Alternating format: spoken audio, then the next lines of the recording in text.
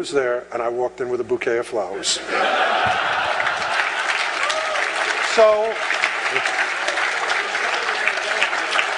yeah, and Michelle never left Arizona, and she sent him she sent him a whole note. I'm really Michelle Stewart, and I operate JAG Investigations, and so on and so forth. Okay, now one of the more annoying ones, at least in terms of privacy, I knew that Rick wasn't feeling well. And I knew that from some purchases he had made.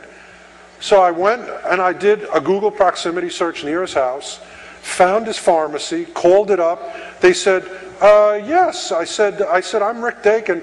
I just want to be sure my prescription's ready. Because I wanted to find his doctor's name. And they said, Mr. Dakin, your prescription's not due to be refilled for another 45 days. I said, are you sure? Which one is that? Which doctor is that from? They told me the name. Okay, thank you very much. I called the doctor's office and I said, hi, I'd like to make an appointment for Rick Dakin. Can you, do you have any days open? And they said, oh, Mr. Dakin, you're due for your 90-day something or other. Thank you so much. Can we tell you now, or should we send you a postcard? I said, why don't you do both? So they told me the appointment, time, and date, and they sent him a postcard. And he took the postcard, and being a good little patient, he went to the doctor's office. And we got him. Now let me tell you some of the scarier ones. Most of you either know or don't know. With this crowd, you probably know that cameras have embedded tracking tags in it, EXIF tags. Every photo that you take has in it an embedded note, Rick Dakin took this photo. Bob took this photo. What camera you took it with, the day, the time, everything. I went on Rick's website, and I knew that he had stopped posting to his website, but he was still communicating with his friends. And I figured he had to have a Flickr site or whatever, and I couldn't find it. I went on his website, and I yanked down some photos, and I saw that they were all consecutive numbers, and then there were big blocks of numbers missing. And you had to figure that these were photos that actually showed where he was and what he was doing, that he didn't want to post where I could see him. So I checked the photos, and I got the EXIF tags, and to make a really long story short, we ran a program where we hit Flickr, we grabbed all the photos matching the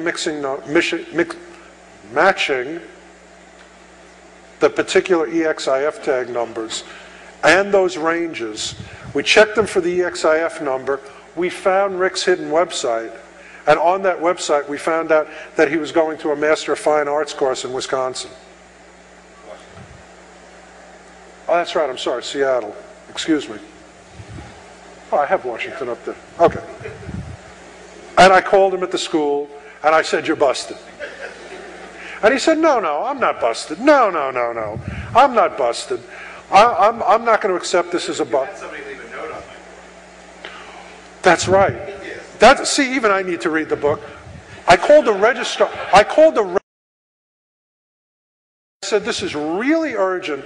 Could you give Mr. Dakin a note with this phone number? Tell him Big Pig needs to speak to him urgently. So they went and they put a Post-it on his dorm room door. And he had somebody call, so it wasn't him, so it wouldn't be contact. He had one of his fellow MFA students call and say, this is Dolores Delago calling, and no bust and whatever. So I called him up and I said, come on, Rick, you're going to make me pay to send a private investigator there to hand you a note saying you're busted? Okay, I'm busted. Then finally, Rick started getting really, really good at this. Really good. And I was at 45 days without finding him. And I do not want to vote Democrat. So I put up a website, which is still up, you can look at it, .com. Basically wanted. We're looking for this guy, it's a bet. Anybody gives me information, I'll put you in a book, I'll pay you money, just tell me where to find this guy right away. What else did I do? I went to all the investigative and law enforcement news groups and I said, I need help finding this guy. Here's the bet. This freaking lefty writer is going to make me look bad. Help me find this guy. In 3 days, I got 5,000 unique hits on the webpage.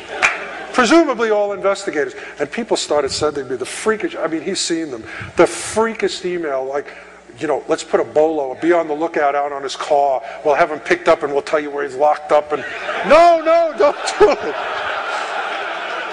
Finally, one guy realized what I didn't realize.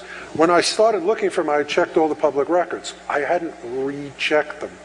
This guy did a brand new search with brand new eyes. And he saw that Rick had formed something called the Church of Cthulhu. Long story, you'll read about it in the book. It's not as freaky as it sounds. It's not guys with hoods and sacrificing virgins, mainly because there are no virgins in Florida. And anyway,